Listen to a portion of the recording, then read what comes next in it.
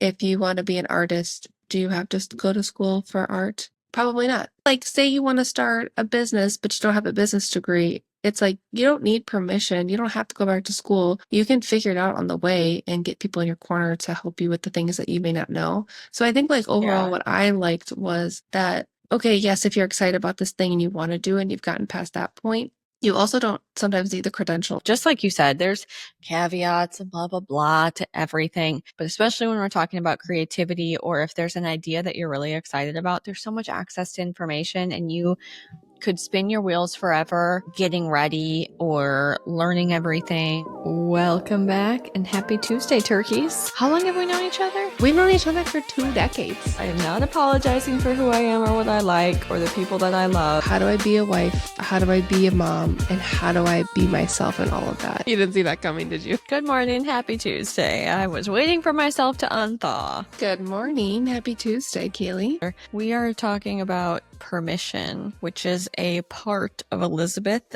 Gilbert's book, Big Magic, as it relates to creativity. And basically, this whole chapter was about giving yourself permission to create. Well, it sounds like you maybe didn't resonate with it as much. I think I don't know. I got excited about the whole permission idea, but let's just dive on in here and talk about head bit. I'm having a hard time this morning. I want to start off by asking you, as it relates to us and starting this podcast, did you feel like we had to get permission, or you had to get permission from someone or something or a sign before we pulled the trigger and started this whole deal? That's a great question. Not necessarily. This may sound dumb, but I felt like the only person I needed permission from was my husband, only logistically, so that he could watch our son while we do this for however many hours we need to during the week. But that was about it. I just wanted his buy-in because I was like, I need you to support me in this. And he was like all in it. But I think if I didn't have that, I would have felt a little weird. I don't know if that answers your question, but in my perspective, that was the only person I needed to make sure was like good, which is stupid because he's never been like, don't do the thing you want to do. So I think you weren't asking his permission so much as you were just asking for his support logistically. Yes, I was just like, hey, I want to do this thing. Will you be able to logistically take care of our son while we record? Yeah.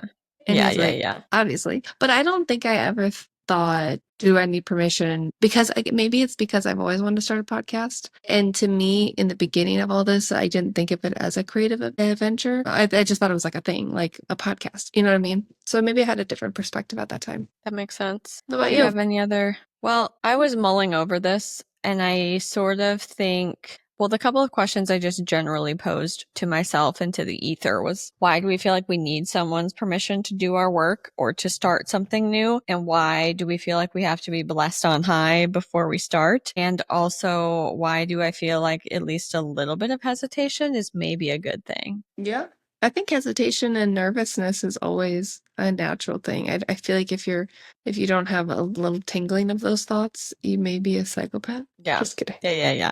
And she touches on that too. But I was kind of just mulling over the whole concept that she unpacks in this chapter, or this section in particular, of the idea of getting started with something new by giving yourself permission instead of seeking permission from someone else. And she then kind of goes on to poke holes in the whole suffering artist trope and the starving artist, and thinking that in order to do something creative, you have to throw everything logical or any structure of your life to the wind, and you have to hang yourself out to dry to be a real artist.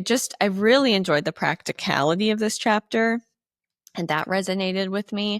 I think when it comes to our podcast specifically, or just starting some kind of new venture in general, I tend to get really excited about something and I bounce it. I like to tell other people or bounce it off of somebody and maybe gauge their reaction. So I guess I'm not quote unquote asking for their permission directly, but I think there is a part of me that sort of wants somebody else to say, yeah, you're right, that's a good idea. Yeah. Yes. I think that's what I was also hoping to get, which I did from my husband too. Like, right? It's like I want someone to understand what we're going to do and be excited about it, because then I'll know we're on the right path. You know what I mean? Yes. Sort of that affirmation from someone else, or, just kind of, yeah, you're not dumb. The reassurance. I'm a super big person who needs, I need a lot of reassurance. And I think it helped that we decided to do this venture together. So I didn't have to come up with my permission completely by myself or my reassurance completely by myself. So that was helpful. And I think it's a balance, man. But I did recognize that that's something that I do. And I've touched on this so many times in the past, but you've really got to find your people that you talk to about a new idea, because I've definitely had it before where I've been excited about something and I've been excited to share, and I, will blather on to someone who doesn't react well and then who hesitates. And it's just your people who are worrywarts or project their fears onto other people. And that's, again, we've talked about this, but that's just not what you need in those starting phases. So I did enjoy her concept of writing yourself a permission slip and giving yourself the go ahead to push through the nerves and do the thing. No, I 100% agree. You don't have to look externally all the time, especially with being creative. Like, excuse me, my cat's trying to eat me. It sounds like you're getting attacked by little velociraptors over there. Yes, permission. I also think what my biggest takeaway from this chapter was not needing permission in a degree or an education or like if you want to be an artist, do you have to go to school for art? Probably not. You're just going to rack up a bunch of debt. If you want to, if you can, that's great. But even, myself going to school for marketing, getting a business degree, I was doing all the things that I thought I should be doing. And then I got into a job that, yes, things are applicable, but they were unnecessary technically. So I didn't really need it.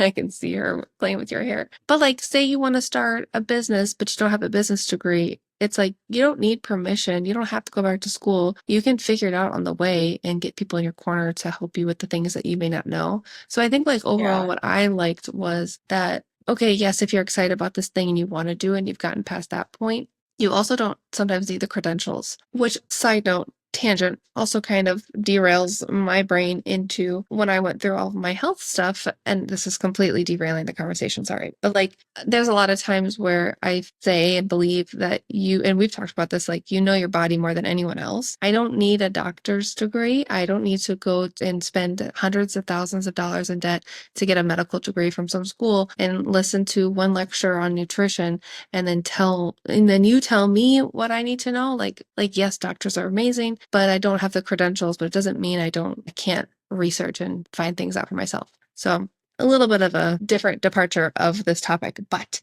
basically not needing permission from like a college, a degree, an authority figure. Like, just do the thing is essentially what I took from it. Yeah. And she definitely talks about that in her own life as far as being a writer. And she just decided, well, I'm a writer. And I concept of, just like you said, there's caveats and blah, blah, blah to everything. But especially when we're talking about creativity, or if there's an idea that you're really excited about, there's so much access to information, and you could spin your wheels forever getting ready or learning everything or getting the right certificate or the degree before you start something. And I think it's important to remind yourself that there may logistically be things that are in place that have to happen. I mean, if you have the idea that you want to start a private practice for counseling, well, you gotta have the fucking degree and the license to be able to do that legally. Or if you want to start a business, there are ways that you have to go about filing that to be able to, legally operate a business in your state. There's going to be frameworks that exist, but don't let yourself not start and not move forward just because you're not an expert. Right. And when it came to our podcast, we could have waited until we'd done all the research or had the right thing or knew how to produce, but we just sort of had this big idea and then started chipping away at it. And I continue to talk about how funny it is for me to see TikTok bounce up, memories from videos gone by from 2 years ago, and how much the quality of our production has changed since then, and how much I hope that that continues to be the case. But there's so much shit that we learned along the way that we would have not learned, or we couldn't have possibly known at the beginning. So if we would have waited until we started to felt like we were completely ready, then we never would have been ready like we are now, because there was just things of the process that you had to know. through the process. We could have spent a month testing different equipment and audio stuff. We could have spent a month trying to slightly be comfortable on camera talking. Like, there was a lot of things we could have spent a lot of time on, but I feel like until you actually put yourself out there, you don't actually know what else needs to be improved. So you just have to do it. And yes, do I want to go back and listen to our first couple episodes? Absolutely not. But we did it, and now we're here, and we wouldn't have gotten here if we didn't do that. It's true. The other thing I really enjoyed that she talked about too is that you can give yourself permission to fail, or give yourself permission not to be perfect. Give yourself permission just to try it and kind of stumble through, because sometimes how you imagine that it would go at the outset is not really what's meant to happen, big picture in the future. But there's so much value in the process along the way. And I just really love her emphasis of creativity and creation for creation's sake. So you don't have to always do something to start a business to generate an income.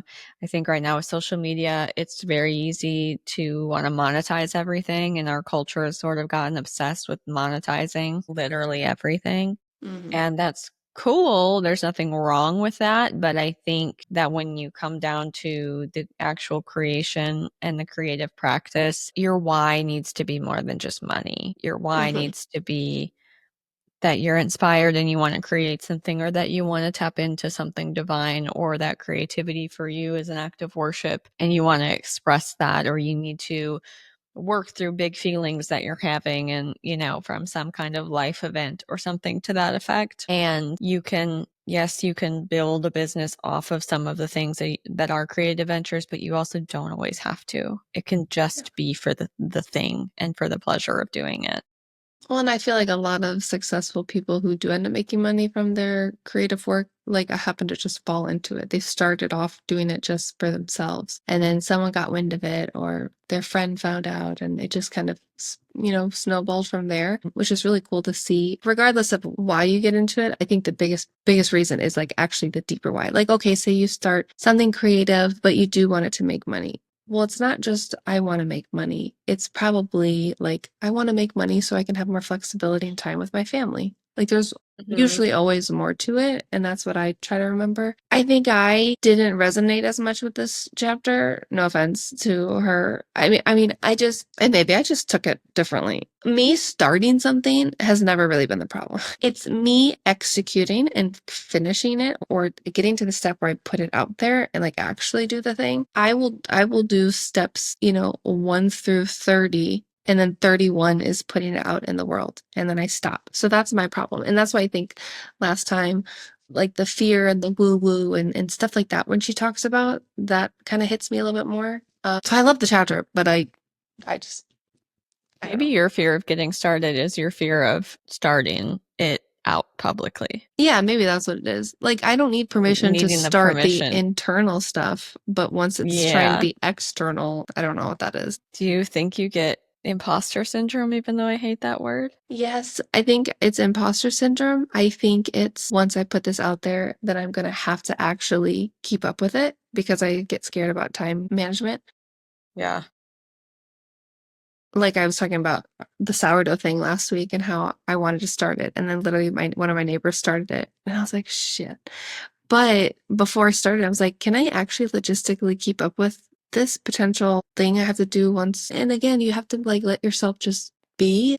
It didn't have to be every week. It could have been once a month that I offer something. So again, I just kind of get in my head. I think it's imposter syndrome and feeling like I'm going to be judged, worrying that I'm going to fail, even though no one cares except me. And can I actually manage this if this is a thing? Yeah. So your permission slip needs to come when it's to the point of, I have permission to start something and it not go well, and I have permission to stop doing it if it's not working. Yeah, I think when it's out in the world, I feel like I won't be able to ever stop because I've either failed. Yeah, because I failed. Whether it actually fails or whether I choose to stop it, that equals to me failure. And I think that's where I start to avoid. And I'm just like, roadblock. Yeah. And it's probably permission to reframe that into, that's not necessarily a failure. It's just a learning experience. Right. I tell myself these things, but I mean, I'm right there with you as an overachieving child as that's in an adult skin. A couple of things I jotted down to myself were basically, to get started, we have to start. Like you have to be in motion. You've got to get over that hump of it being an idea and to it being the work, and the verb, the action has to occur so that you can find the new things and the next steps can happen. And then just, the vulnerability of sticking yourself out there and recognizing, as we've talked about before, who are your yes people.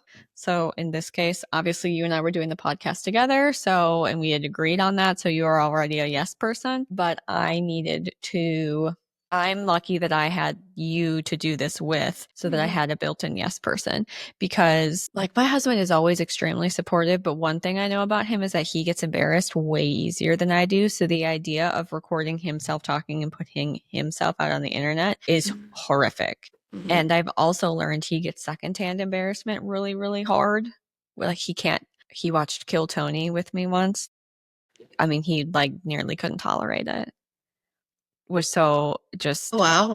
having so much angst for the people that were not doing well. He was like, "What is this?" I feel that, yeah. There was one that was like kind of incredibly cringy, and he literally turned around and he was like, "Absolutely, fuck you for making me watch this." So knowing that about him, I waited a little bit to tell him that this is something we decided to do, because I knew it wasn't him not supporting me. It was just sort of him projecting what would make him uncomfortable. And then, obviously once you and I got to the point of crossing over the line into doing this, I made a point to say, what's your line in the sand of what we talk about? I already kind of had one of just, being respectful to him and his privacy. But the other thing that this kind of reminded me of, cats are insane. They're crazy. She's crazy back there. I mean, she's seriously just an agent of chaos. Yeah, that's what I get for naming her that. What was I saying? So a couple of the things that I wrote down that just kind of came to mind for me is that, again, I guess I'm a Scorpio.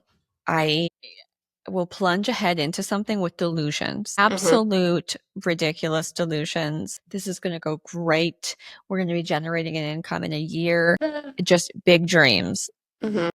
Big dreams, big hopes, big excitement. How could we grow this out into something bigger? How could we become a media company mogul? That is so fun. And that gets me really excited. And I realize it's because I am also, by the same token, extremely self-critical and very much can fall into the melancholy of, woe is me and poor me, and this will never work. And why would anyone listen to anything I have to say? A side note, these last 2 interviews we've done, I've still been like, why would anyone agree to talk to me on here? How is this happening? I know. So I think maybe my delusions, I created them to balance that out. And I think it's good to have a little bit of both. Be able to dream big, but just like you talked about, I don't think I suffer from psychopathy. So I do get nervous, which is a good thing, because you do want to have a foot on the ground and be humble. And it's also absolutely ridiculous for somebody to start out with something and just plunge ahead in arrogance, thinking that you're the best, you already know everything, you've arrived, and there's nothing new for you to learn. So again, with the balancing 2 opposing forces, I think it's very much a yes and. Yes, I'm going to do this. Yes, I can do this. And yes, I give myself permission. And also, I am not an expert. There's still things I have to learn. I'm probably going to mess up and be embarrassed at myself along the way. I mean, even just with painting or drawing or buying a camera because you want to learn how to take photographs. I literally saw an Instagram reel, probably because we're talking about stuff like this, where a lady was talking about her nail business and how it started with her doing, nail designs for people. And she was showing her beginning nails that she did and rating them, looking back. That's funny. It was so funny. And she was like 2 out of 10. What was I thinking? And then the first set of acrylics she put on somebody, and she was like, oh my God, I'm so horrified. But now she's doing that, and that's what she does. And that's just part of the deal, dude. You can't avoid it. And then it's a good thing, because you've grown. Yes. I agree with all of that sentiment. The other thing that comes to mind is just like she touched on, like, again, you don't have to have a degree, you don't have to have a certain thing to be creative. Being human is all that counts. Like, that's all you need to be creative. I feel as though maybe it's because we're in a 9-to-5 kind of corporate job. But I just feel like there's something more to life. And that's what I usually come back to. It's like, it can't be all there is. And whether or not you try to make money from your creative craft or not, I think everyone needs something, because life just gets so mundane. And I just feel like I can't just wake up and go to work and come home and start the day over and that be it. Like, I think that's where my biggest thing of like trying to make something of my own or trying to create this podcast with you or like putting something out there, not to create some legacy or anything. I mean, that'd be cool, but it's just, at least it gives me some spark and some sparkle in my life that I don't know. It would be really sad to go through life without something like that. You know? I think about that too. I feel the exact same way. It makes me also realize that it is perhaps a failure of the companies that we work for, that they don't allow people to innovate or to be inspired or to create new things or to try new things in the workplace as much as they should or could, to foster some of that sense of investment within a company. Because you and I have talked about this too. Like when we first started, this was very much we needed an outlet sort of a deal. And same thing. I need something. And maybe it's part of a fixture of human nature. And that's where she talks about, we were created by the big C creator, and therefore a piece of the divinity that's within us has that same desire to continue to create. So if you can't find a way to do that in your job, and even if you can, you still need to, I think the human nature just still needs to create, to stay fresh. And like you said, to not let things get dull and mundane. Even, we keep saying it, but even if you just get really jazzed up about an Excel sheet, but just learning how to use a piece of technology, or learning how to better use a paintbrush, or learning how to mix music so that you can get it to sound like the thing that's in your head. Looking for those opportunities and knowing that you don't have to be an expert. You don't have to generate income from every single thing. You can do something just for the pleasure that it brings you to do it. And even if you write poetry in your closet and then tear it up and burn it, that's okay. Yeah. The process is what matters, and just giving your permission to do the thing is what counts. I couldn't have said it better. I agree. I love it. So what is the next? What is her next topic? Well, that's a good question. Let me find out. Persistence. Okay, this should be relevant. Yeah, right? Ouch. My body. Well, I was going to try to play her outro music, but I don't know where it is. I was just waiting for it. That's weird. We're recording. Normally there's a button. Did they move the button? I have no idea what's happening. Shut up. Riverside, your updates are cool, but bruh. What? I have no idea. I can't even begin to venture a guess. There used to be a music button. It's nowhere. Okay, well, whatever. We'll just add it in post. Well, what a lovely chapter that was. No, I'm kidding. No, it's interesting. It's always fun to bounce off these topics and discussions with you after, because sometimes I'm like, I didn't really like that one as much. But then I hear your perspective. I'm like, oh, that's a different take, and that makes sense to me. Like how you viewed it and how you took it. So yeah, the last one really for me was really awe-inspiring. So I'm curious what persistent looks like, because I feel like that's very relevant. Yeah, I'm excited. Well, we will dive into that. And thank you to the guests that we have interviewed so far. Yes. I'm trying to look at where we are right now in our actual schedule of releasing. But last week we heard from Candace and Serendipity Studios, or Sexy Serendipity. So go back and listen to that if you haven't, because she, I think, is a really good example of permission. It's weird now reflecting on that because I just recently spoke to her, but she did a really good job of just kind of plowing ahead and doing the thing. And I'm loving talking to people who have turned it into their full, not their side gig, their whole gig, their front gig, their income generating business. Yeah, they're living off of it and growing.